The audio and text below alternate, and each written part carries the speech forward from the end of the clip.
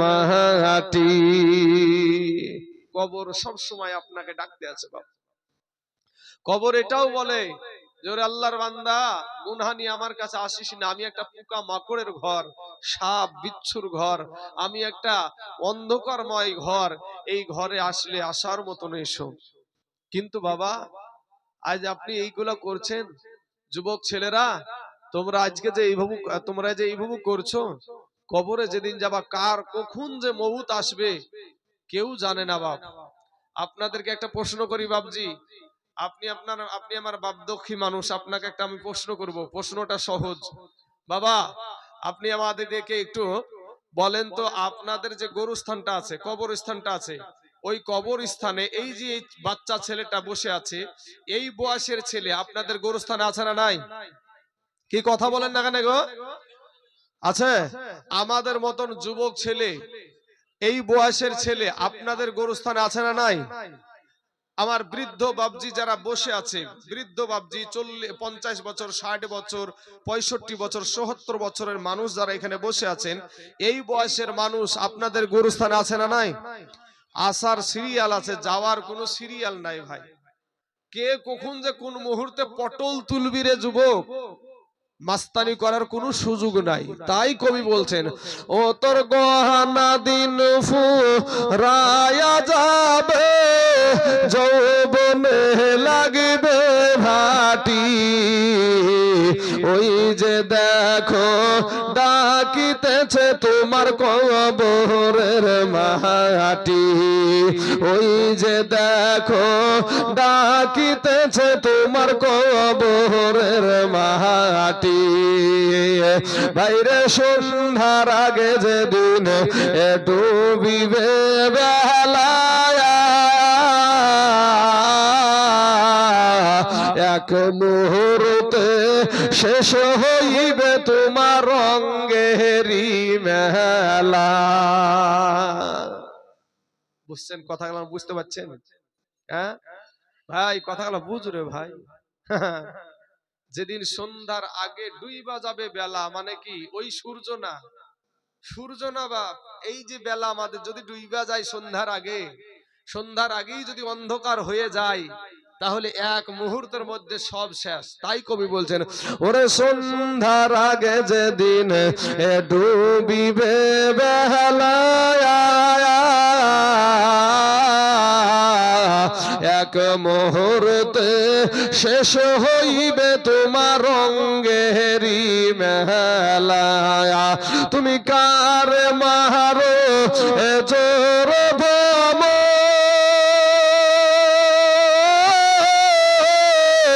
কার মাথায় ভাঙিবা লাঠি, ভাইরে কার মারো জোর ভম, কার মাথায় ভাঙিবা লাঠি, ওই যে দেখো ডাকিতেছে তোমার কবরের মাটি, ওই যে দেখো ডাকিতেছে তোমার কবরের মাটি। বাইরে ঘুইরা মর তুমি এই মায়ারি পিছে, এত আশা ভালোবাসা সবই যে মিছে, ওরে ঘুইরা মর তুমি এই মায়ারি পিছে, এত আশা ভালোবাসা সবই যে মিছে, কোনদিন জাহানি আইসা পড়ে,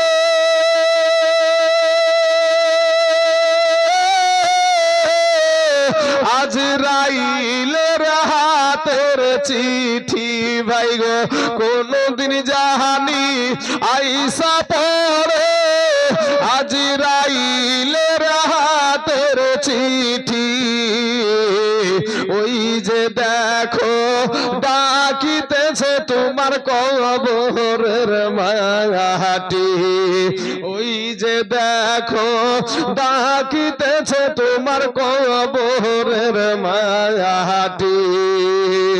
বাইরে খবর পেয়ে আসবে আত্মীয় স্বজন, চতুর্পাশে বসে তারা করিবে কন্দন। বাইরে খবর পেয়ে আসবে আত্মীয় স্বজন, এ চতুর্পাশে বসে তারা করিবে কন্দন। মনের মতো এ সাজায়া দিবে কি সুন্দর পরিবাটি বাবা, মহানের মতো সাজায়া দিবে কি সুন্দর পরিবাটি। ওই যে দেখো ডাকিতেছে ভাইরে কবরের মায়াটি, ওই যে দেখো ডাকিতেছে বাবা কবরের মায়াটি। বাবা গো, ওরে আমার নৌজওয়ান যুবক ভাই জানেরা, আমার পর্দার আড়ালের মা খালা গো, আজকে কার জানি মা জননী ওই কবরে শুইয়া আছে গো, আমি জানি না। আপনাদের মধ্যে কার জানি বাবা না, কার জানি মা জননী কবরে শুইয়া ডুকরে ডুকরে কান্দে গো। ওই কবরে শুইয়া ডাক দেয় আব্বা গো, ওরে আমার বেটা, ওরে আমার বিটি দরদি, আমি তোর মার বেটা, আমি তোর আব্বা জান কবরে শুয়ে আছি। আজ কারা জানি গো মা হারা সন্তান এখানে বসে আছেন, আজ কারা জানি গো আব্বা হারা সন্তান এখানে বসে আছে। এরে আমার কালেমার ভাইরা যুবক সন্তানেরা শুনেন গো, ওরে আমার এই রানীতলা থানার অন্তর্গত মুসলমানেরা শুনে, যাদের দুনিয়ার জমিনে বাবা নাই, যাদের দুনিয়াতে মা নাই গো, তারাই জানে মা হারানোর কি ব্যথা, বাবা হারানোর কি ব্যথা। মুসলমান যুবক রে ভাই, বাবাকে হারায়া দিয়েছে যারা, ওই মানুষগুলাকে একটা বার বলো চাচা গো, আপনার আব্বা জান কেমন ছিল গো চাচা। ওই মানুষটার চোখের পানি ধরে রাখতে পারবে না, বলবে ভাই রে, যেদিন আমার জীবন থেকে আমার আব্বা কবরে চলে গেছে, সেদিন আবার মাথার ছাদ উড়াইয়া গেছে।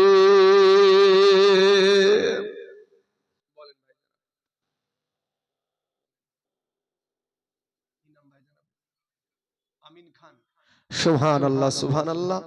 এই দেখেন বাবাজি, আপনাদের দেশের সন্তান আমিন খান কবরস্থানের জন্য ভাইজান আমার এসে ৫,০০০ টাকা দিয়েছে। কবরস্থান যেখানে ভাইকে যেতে হবে, আমাদের এখানে যারা আছে সবাইকে যেতে হবে, মেলাতে যারা আছে তাদেরকেও যেতে হবে, কেউ কোনোদিন ছাড় পাবে না।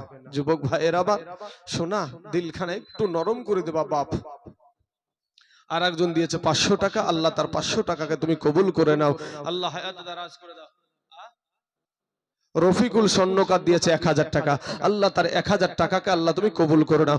ভাইজান আপনি একটু লিস্ট করবেন ওগুলা, ওগুলা লিস্ট করে রাখেন। ভাই শোনা, আমি অবশ্যই দোয়া করব কবরবাসীর জন্য। আমরা সুন্নিরা দোয়া করি, কথা বলেন ঠিক না বেঠিক?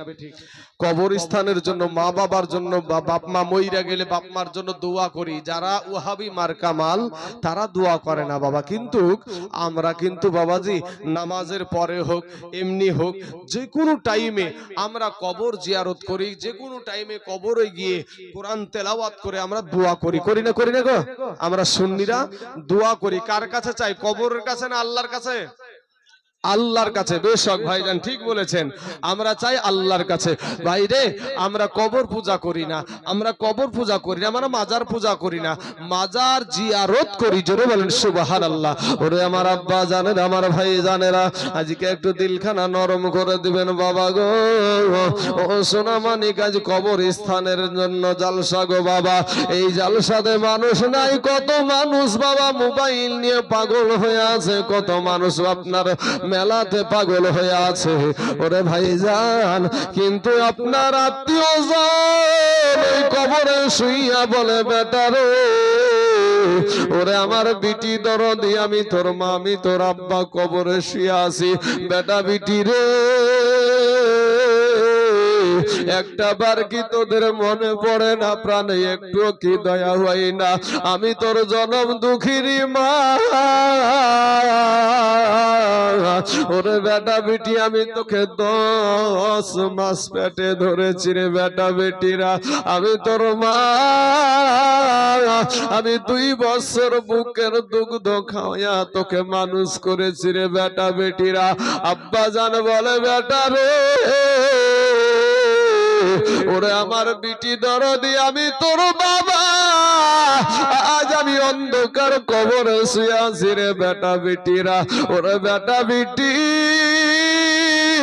আমি লোকের জমিতে মুনিশ দিয়েছি, পাট দিয়েছি, সারাদিন মানে হাড় ভাঙা খাটনি করে এনে তোদের মুখে আমি খাবার তুলে দিয়েছি। আজ আমি তোর আব্বা জান, ওরে সন্তান, আমি একটা ফোঁটা জমি আমি দুনিয়া থেকে নিয়ে আসিনি, আমি একটা টাকা নিয়ে আসিনি। সন্তান রে, তোদের জন্য দুনিয়াতে রেখে দিয়া চলে এসেছি। আজ আমি তোর আব্বা, আমার জন্য একটু দোয়া কর রে বেটা, আমার জন্য একটু দান খয়রাত কর রে বেটা। এরে আমার বাবারা ভাইরা গো, কারা জানি আজ মা জননীর পাগল এখানে বসে আছেন গো, কারা জানি আজ আব্বা জানের পাগল এখানে বসে আছেন, কাদের জানি আজ মা জননীর চেহারা খানের মুখ খানের কথা আপনার চোখের সামনে ভাসছে, কার জানি মা জননীর চেহারা খানা বাবা আপনার চোখের সামনে ভাসছে।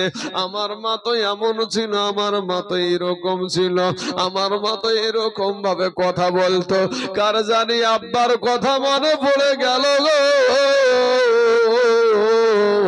ওরে যুবক ভাই, দুনিয়ার জমিনে যাদের মা নাই বাবা নাই, তাদেরকে বলা হয় বাবা হারা এতিম, মা হারা এতিম। কবি বলছেন বাল্যকালে এ মা বাপ যারে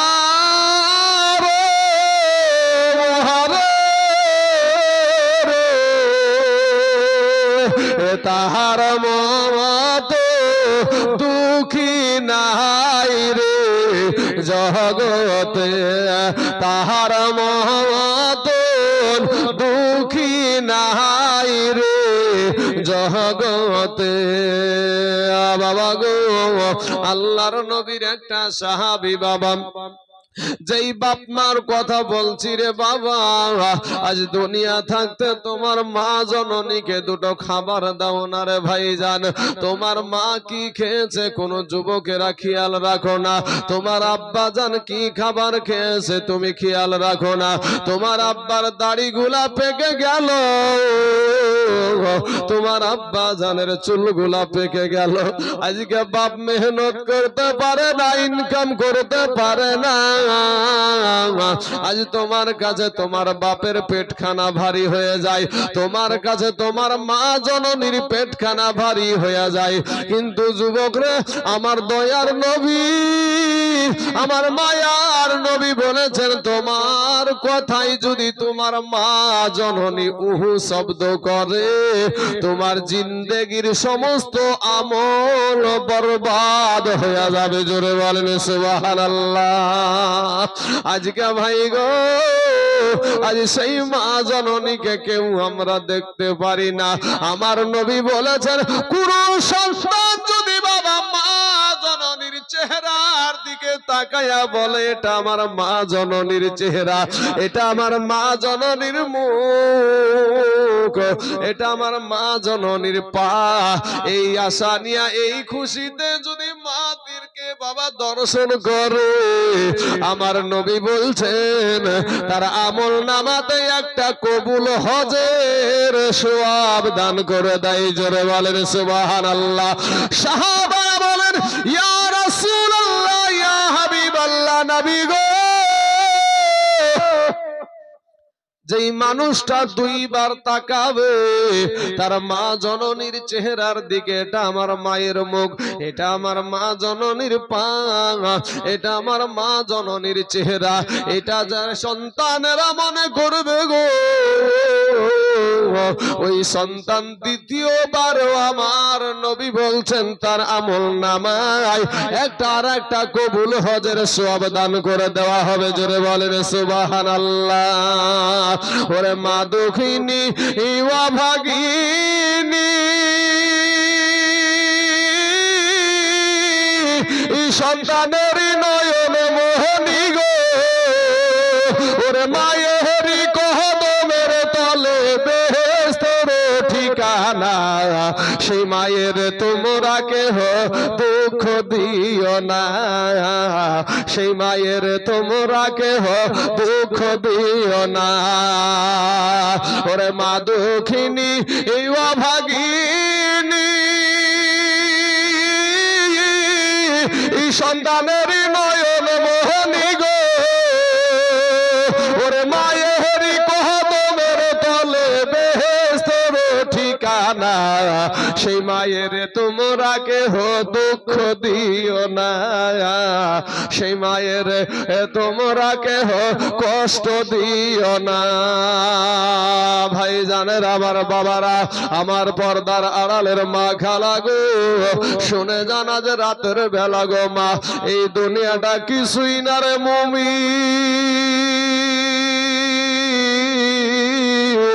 এরে আমার যুবকের দল মাস্তানি করিও না রে বাবা, যৌবনের বাহাদুরি দেখায় না।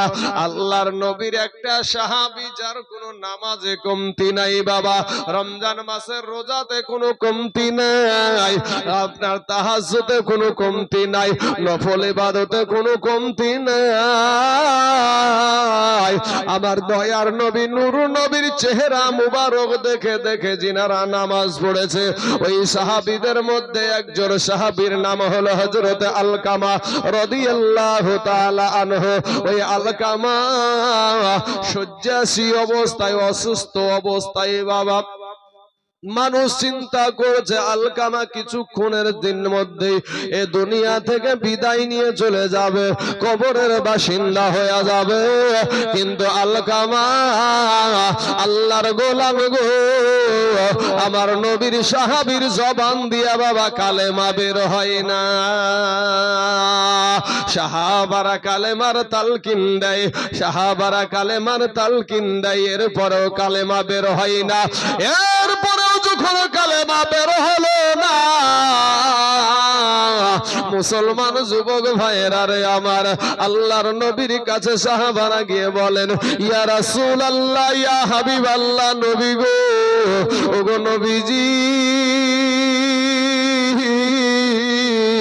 আপনার একটা সাহাবী যার নাম হলো হযরত আলকামা, ওই আলকামার জবান দিয়া কালেমা বের হয় না গো নবী, বিষয়টা কি, ব্যাপারটা কি বুঝতে পারছি না। আমার দয়ার নবী গায়েবের সংবাদদাতা নবী গো, আমার নবী বুঝে ফেলেছেন বিষয়টা কি, ব্যাপারটা কি। আমার নবী বলছেন সাহাবারা রে, এরে আমার বন্ধুরা, ও যুবকেরা, ভাই জানেরা, আব্বা জানেরা, আমার মা খালা গো, একটু মনটা দিলখানা নরম করে দিয়ে ওয়াজটা শুনে যান বাবা। কালকের দিনকে কিন্তু এই ওয়াজটা আর পাবেন না বাবা গো।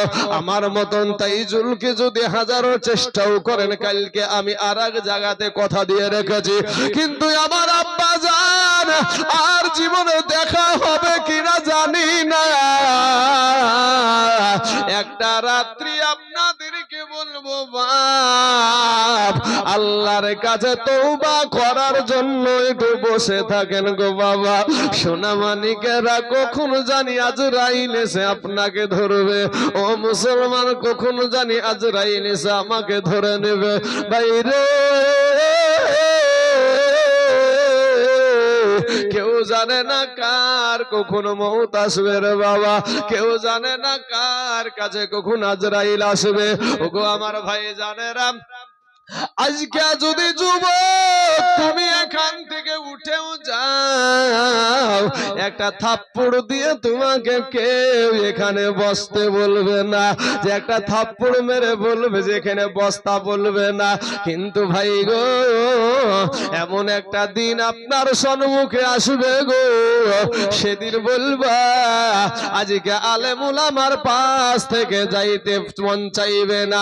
সেদিন কিন্তু তোমার কোনো রিহাই পাবা না, শুধু কান্নার আওয়াজ, শুধু চিৎকার আর কান্নার আওয়াজ, আর বলবে বাঁচাও বাঁচাও বাঁচাও বাঁচাও করে চিৎকার। যুবক রে, আমার কথার সারমর্ম গুলা একটু বোঝার চেষ্টা করবেন ও মুসলমান ভাই। এমন সময়তে আমার নবী বলছেন সাহাবারা গো, আমার ওই সাহাবীর তার আব্বা জান এবং তার মা জননী বেঁচে আছে কিনা দেখো। সাহাবারা বলেন ইয়া রাসূলুল্লাহ, ইয়া হাবিবাল্লাহ, নবী গো, আমরা যতটুকু জানি তার দুনিয়ার জমিনে বাবা নাই, তার দুনিয়ার জমিনে জনম দুঃখিনী মা আছে। আমার নবী, আপনার নবী, আমার দরদি নবী টুক টুক টুক টুক টুক টুক করে বাবা চলে গেলেন। যাওয়ার পরে ডাক দিয়ে বলে মা, মা গো, আপনি কি আপনার সন্তানের উপরে রাগান্বিত হয়ে আছেন নাকি? এবার মা ডাক দিয়া বলে ইয়া রাসূলুল্লাহ, ইয়া হাবিবাল্লাহ, নবী গো, আমার জান আপনার কদমে কুরবানি হোক গো নবী।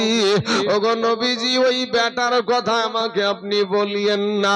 ওই বেটা আমাকে এমন আঘাত দিয়েছে, এমন কষ্ট দিয়েছে, আমি আমার ওই বেটাকে আমি কোনোদিনও ক্ষমা করব না। আমার নূর নবী, দয়ার নবী বলছেন মা, আপনি যদি ক্ষমা না করেন গো মা, আপনার কলেজার টুকরা, নয়নের পারা, আপনার নাড়ি ছিড়া ধন, আপনার সন্তান যখন মারা যাবে, কবরটা জাহান্নামের টুকরা হয়ে যাবে। ওই জাহান্নামের আগুন আপনার সন্তান সহ্য করতে পারবে না। আমার নবীকে ওই মা জননী ডাক দিয়ে বলছেন নবী গো, আমার ওই বেটা আবার কলেজায় এমন করে আঘাত দিয়েছে গো নবী। ও গো নবীজি, আবার কলেজা খোরা শেষ হয়ে গেছে, আমি বেটাকে ক্ষমা করব না। ও জাহান্নামের আগুনে গেলেও আমার কোনো যায় আসে না। আমার নবী, আপনার নবী হযরতে বেলালকে ডাক দিয়া বলছেন বেলাল রে,